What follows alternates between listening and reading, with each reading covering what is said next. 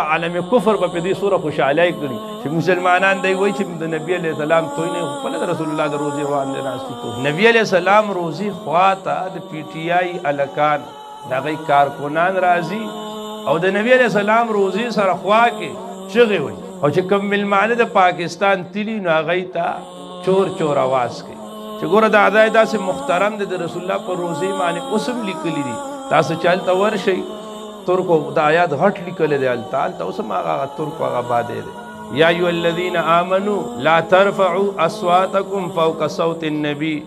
او مسلمانانو تاسو د نبی علیہ السلام روان د خپل आवाज م پورته کوي کچره تاسو داسې کوي الله واستاسو عمل حبط کی تاسو اعمال وزای کی الله دې خلکو ته بخنو کی خدای دې وته پوه ورکی چې د نبی علیہ السلام به احترامي او بے ادبی د وجه دغه اعمال حمل شي ضایع شي او صرف دانا بے ادب خودران تنها داشبد بلکې آتش درهما آفاق زد بے ادب سړی د صرف ځان نه سوځي د وجه بیا چار چا پیر نور مور خوريږي موږ من حيث الامت دا کوم خلکو چې د نبی علیہ السلام د روزي روان دي به احترامي کړي دا موږ د دینه د برات اعلان کوو الله دې امت ته بخنه وکړي او دا خلک الله دې وته پوهه نصیب کړي او که پوهه قسمت کې دي الله دې په خپل پکړ کې راول چې عالم لذید هغه نه ګیره شو کوي که جمعات ته د نکیږي نو په جمعات کې لوړبازي کوي چغې وای که په جلسو کې نو د علما او د سردار او د تاج نوم چلی نو هغه ته صراحتا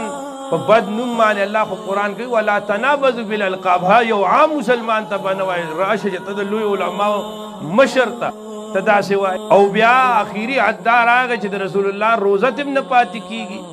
ماضی کې د دې ملک 75 سال شو هر حکمران ځان له سیاسي ناره جوړه کړي او د هغې په نوم هغه حکومت کړی خو دې صاحب ځان له ناره د مدینې د ریاست جوړه کړه په بل باندې بلیم ولګو چې بس دا غلي دي ورې رونو مخکې زمونږ یو بزرګ ویلو د دې کشمیر یو لوی بزرګ عالم نه سیاسی عالم سیاست نه کوي بس خپل خانقاه سره کار دی هغه وی چې دا پارټي نه دا فتنه ده او فتنه دا سي چې د هغې اثر په عوامو وي په خواصو وي دې د وجه رسول الله صلی الله علیه وسلم پناه وغوښتل اللهم انی اعوذ بک من الفتن ما ظهر منها وما بطن خدای موږ له د فتنو نه پناه راکړي نوره فتنه توری که سپینې چې عالم لذید هغه نه ګیره شو کوي که جومات ته د نکیږي نو په جومات کې لوړبازي کوي چغې وای که په جلسو کې نو د علما او د سردار او د تاج نوم چلی نو هغه ته صراحتا په بد نوم باندې الله خو قرآن کوي ولا تنابذوا بالالقاب ها یو عام مسلمان ته بنوي راشه چې ته د لوی علما مشر ته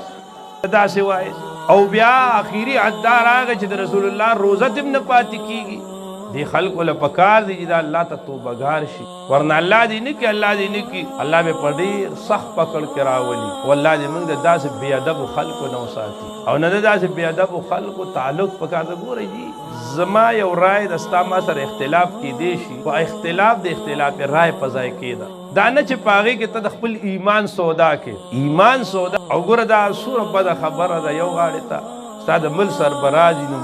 ته ملک هلته په مسجد نبوي کې ټولې دنیا ته ګوره دنیا نن به عالم کفر به په دې سوره خوشحالی کړي چې مسلمانان دی وایي چې د نبي علیہ السلام توی نه خپل د رسول الله د روزي روان دي راستي توهین الله دې موږ داسې خلکو نه وساتي اوس دا کم خلک چې هلته دا چغې ولې دا د ملک نیکنامي کوي که د ملک بدنامي کوي هغه هلته عبادت له تلو عمرې له تلو دا ډېر غلط کار شوی دی سړی چې